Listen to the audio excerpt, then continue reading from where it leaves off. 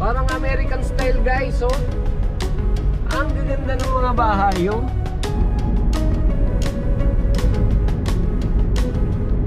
Dahil bukod sa ating mga alagang bata at bukod sa ating alagang sasakyan, ay meron pa tayong ibang alaga rito. Hindi muna tayo uuwi dahil bibili muna tayo ng ating paboritong Karak Tea.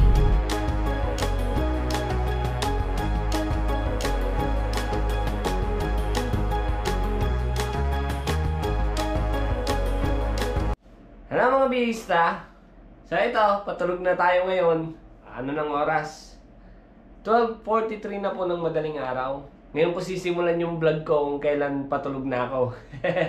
So ayun, good night na po sa inyong lahat guys. Tulog na tayo at maaga pa tayo bukas.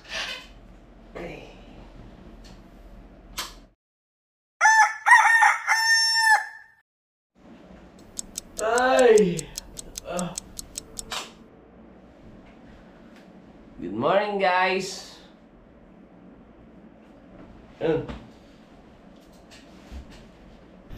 Tumalapok na yung manok. Kala mo talaga may manok eh, no? So yun, samahan nyo ako ngayong isang buong araw dito sa bansa ng Saudi Arabia. Ayun, nag-message sa atin ng madam natin, 7:40 raw siya aalis, no? Kadalasan umaalis yun 7:20, 7:15. Nag-message siya ngayon, no? 7:40 raw siya lalabas. So yun, makakapag-prepare pa tayo ng kailangan natin gawin. Tara, ligo muna tayo.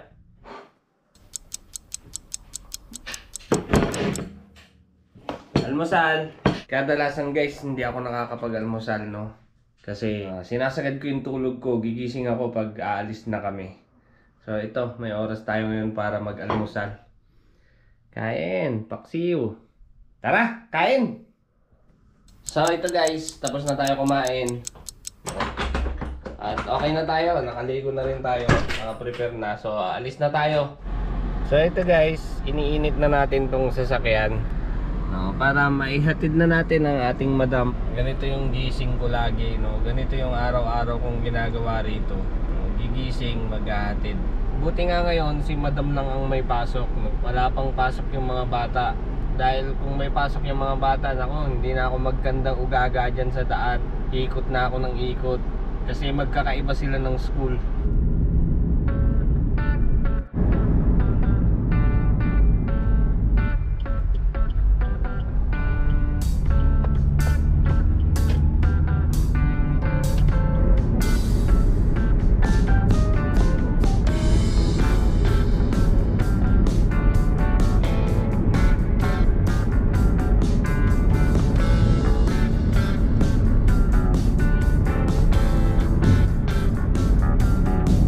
So yun guys, naihatid na natin ang ating madam dito sa kanyang school.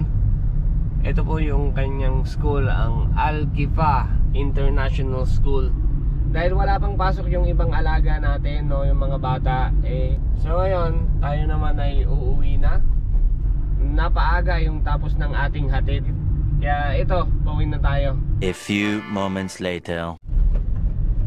So yun guys, nandito na ulit tayo sa may Azizia. Malapit na po sa ating tinutuluyang bahay, pero hindi muna tayo uuwi, no? Dahil bibili muna tayo ng ating paboritong Karak Tea. Dati hindi naman ako nagtsatsa guys, pero nung matikman ko tong Karak Tea, nako, napakasarap. Itong Karak Tea, ito yung klase ng tsaa na tinitimpla guys, hindi yung may tali, no, na nakasanayan natin. Ito timplado siya, at niluluto nila siya, kaya ayun, iba yung lasa, sarap. Ayan, dito ako nabili guys ng Karak Tea. So ito, nakabili na tayo ng Karak Tea guys. Ayan, napakabango niya. So ayan, uwi na tayo at marami pa tayong gagawin. Let's go! So yun guys, nandito na tayo sa ating tinutuluyang bahay. At ito, palabas tayo ngayon. Dahil bukod sa ating mga alagang bata at bukod sa ating alagang sasakyan, ay meron pa tayong ibang alaga rito. At ito, ang ating mga alagang halaman. Kailangan kasi natin siyang suportahan ng tubig sa umaga. Meron naman siyang tubo na nagdidilig sa kanya, no? Kaso sa sobrang init, talagang hindi maiiwasang matuyo. Tuwing umaga lang naman tayo nagdidilig. Pagdating sa gabi, hindi na, dahil maganda na yung buga ng tubig, you know. Umaga lang. Dahil pag napabayaan natin ito, talagang wala, natutuyo siya.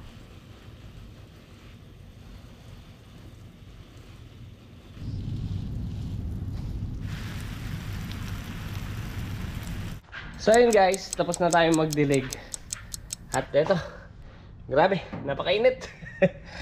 So yun, dahil tapos na tayo magdilig, yung kwarto naman natin yung pagkakaabalahan natin, no? So yun, meron din akong halaman dito, no? Didiligin ko rin yan. Ayan, pinagapang ko na siya. Balak ko kasi matakpan ng buo yan ng ganito, para mag-green naman yung paligid. A few hours later. So ayun guys, nakapaglinis na ako rito sa aking kwarto, no? Tapos ng obligasyon ko sa kwarto ko. Ngayon, kakain na tayo ng ating pananghalian. Yan, dahil eto, nagugutom na tayo. Ito yung niluto natin kagabi. Ulam na natin to kagabi, hanggang almusal, hanggang ngayon, tanghalian. So ngayon lang ako makakakain ng nasa oras. Kadalasan guys, kumakain ako mga alas 3. Dahil nga may mga pasok yung alaga naming bata, hindi tayo nakakakain ng sakto sa oras. Napakalungkot dito, no? Kakain ka mag-isa, ganun. Parang nabubuhay ka mag-isa. Nandito naman yung misis ko, guys. Kaso, hindi ko lang siya laging kasama dahil may mga alaga kami, no? Kailangan niyang bantayan yung mga alaga namin. Nakakapunta lang yung misis ko rito pag gabi.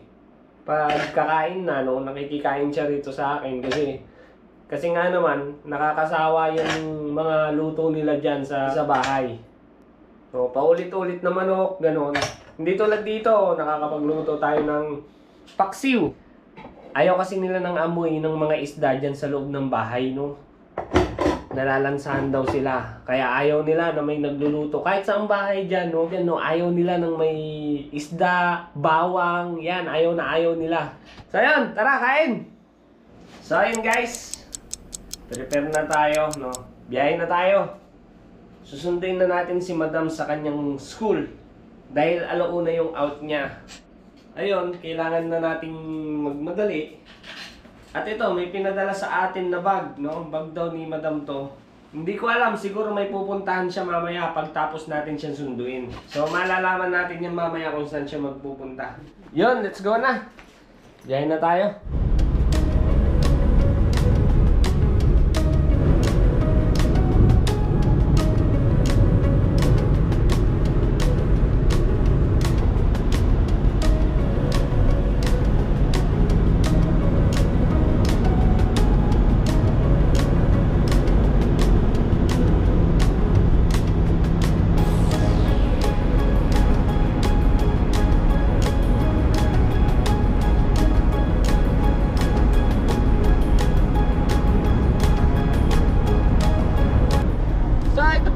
Malapit na tayo sa school ni Madam, no?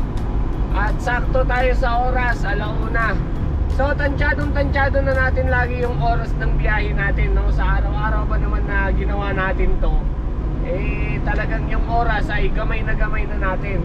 Mag-aapat na taon na ako rito, no? At laging ganito yung oras ng out ni Madam. Kaya umaalis ako ng 12:30 at sobra-sobra pa yon, no? Kaya ginagawa ko, sinasakto ko lagi yung oras. Pag alam kong medyo maaga-aga, binabagalan ko lang sa daan para naman sakto yung dating ko. Kasi mahirap na pagdating mo sa school, mag-aantay ka pa, naka-switch yung aircon, naka-switch yung makina, no? Mahirapan yung sasakyan. At eto, nandito na ulit tayo sa kanyang school. Ayun, na-message na natin si Madam.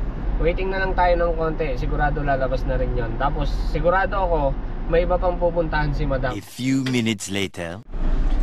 So ayun na nga po guys, gaya ng sabi ko, kabababa lang ni Madam at nagpunta kami dito sa loob ng Aramco, dyan sa may Ladies Fitness Center. Sabi niya sa atin ay pwede raw muna tayong umalis at magpunta sa ating kaibigan. At eto, alis muna tayo, hanap tayo ng matatambayan.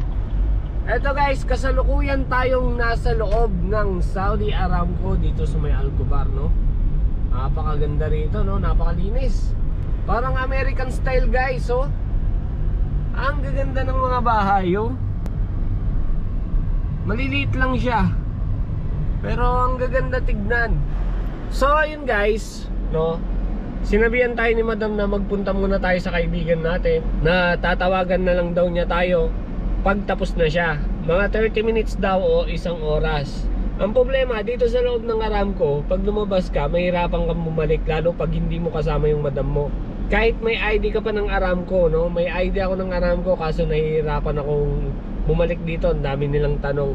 So ito, ang ginawa ko, dito na lang sa may gilid-gilid, no? Sa ilalim na lang ng puno ang pagtatambayan natin hanggang sa tumawag si Madam, no? 30 minutes to 1 hour lang naman daw. So dito na lang tayo sa sasakyan. A few hours later. Sabi ni Amo, kalahating oras lang daw o kaya 1 oras. So nakarating kami rito kanina 1:45 at ito na yung oras ngayon. Ayan. 3:34 na! Kanina pa ako nag-aantay.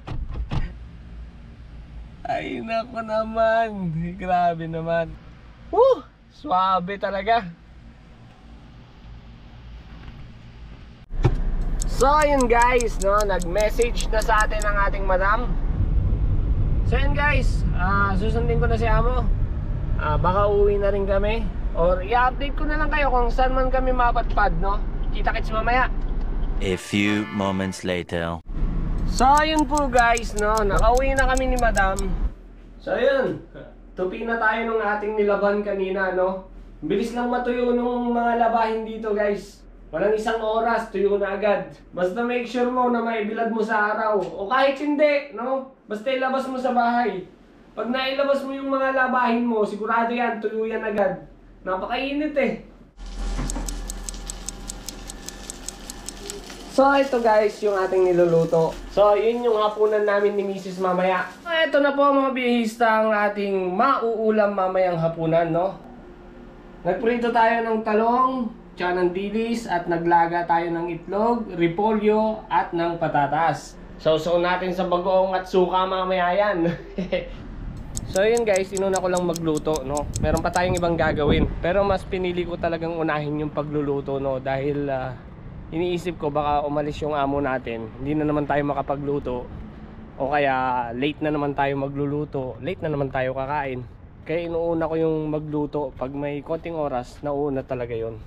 So ito yung gagawin natin guys. Sabi ko nga, diba, hindi na ako nagdidilig ng halaman paghapon dahil hindi naman na ganong kainitan.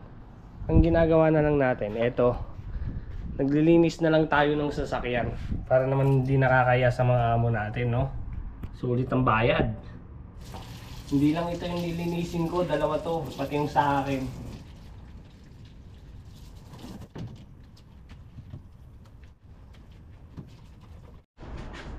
So yun guys, okay na yung sasakyan ni boss. Nalinis ko na. Yan, napakakintab, no. So next na natin yung sasakyan natin, no? Kahit punas-punas lang. So yan, nagdidilim na rito, no? Eto na ang ating sasakyan. Malinis pa naman siya eh. Kaso pipitikin lang natin ng konti para maging maayos. Lalo na yung loob, no? Importante yung loob. So yan guys, simulan na natin para matapos na. Baka bigla pang gumala si boss, no? Hindi pa matapos. Alam nyo ba, gustong gusto ko maglinis ng sasakyan, no? Nag-i-enjoy ako sa paglilinis ng sasakyan. Ang pinoproblema ko lang, no, napakainit dito sa kanilang bansa. At ito yung dahilan kung bakit pinapaabot natin ng gabi yung paglilinis, no, para wala ng araw at mabawasan yung init. So yun guys, tapos na po tayong maglinis ng ating sasakyan. At ito, nakabihis na rin tayo, no? Dahil pawis na pawis tayo kanina. Ang swerte natin ngayon, ang dami nating natapos na trabaho. Alam nyo, kadalasan kasi halos wala akong natatapos na trabaho dahil diretso sa galaan yung amo ko. At kadalasan, pag may ginagawa akong trabaho, maya-maya aalis siya. Tapos, babalikan ko na lang yung ginagawa ko. Tapos maya-maya uli, aalis ulit, no? Talagang ikot kami ng ikot. Kaya yun, matagal matapos yung trabaho natin, minsan hindi pa natutuloy. Kung kailan gumawa tayo ng video, tsaka pa siya hindi gumala, nakaramdam ata, no? Papakita ko sana kung paano kami magbiyahe, no? Paano kami magbabad sa daan. Kaso wala, hindi gumala ngayon. Kaya yung ibang gawain ang ginawa ko ngayon. So yun guys, kakain na kami. Nandito na si Mrs. So ito lang yung oras na nagpupunta yung Mrs. ko rito, no? Para magkasama kaming kumain, no? Kahit minsan lang sa isang araw, no? Sa gabi lang. So yun guys, kain na po tayo. Kain. Tara! So yun na nga po guys, no? Tapos na po kaming kumain ni Mrs. At ayun, umuwi na siya agad para tignan ang alaga namin. So yun guys, hindi niya kasi maiiwan-iwan yung alaga namin dahil special po yun. At kailangan bantayan lagi. Kaya yun, minsan lang kami magkasama sa isang araw, no? Tuwing gabi lang pag nandito yung mga magulang ng bata. Para makakain lang kami ng sabay. So yun, umuwi na siya. Para nga tignan yung alaga namin. At ito, siguro dito ko na rin po tatapusin ang ating video. Maraming salamat po sa panonood. At kung bago lamang po kayo sa aking YouTube channel, sana po huwag niyo po kalimutan mag-like, comment, and subscribe. Maraming salamat po uli. Ingat lagi. Bye-bye.